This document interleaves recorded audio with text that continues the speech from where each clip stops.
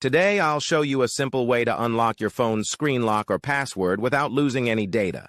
The best part? It's free and easy, even if you're not a tech expert. Just follow these steps, and you'll be able to unlock any phone hassle-free. Let's get started.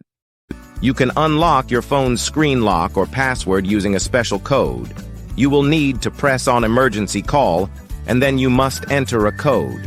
This code is unique to each type of phone and is provided by the phone manufacturer.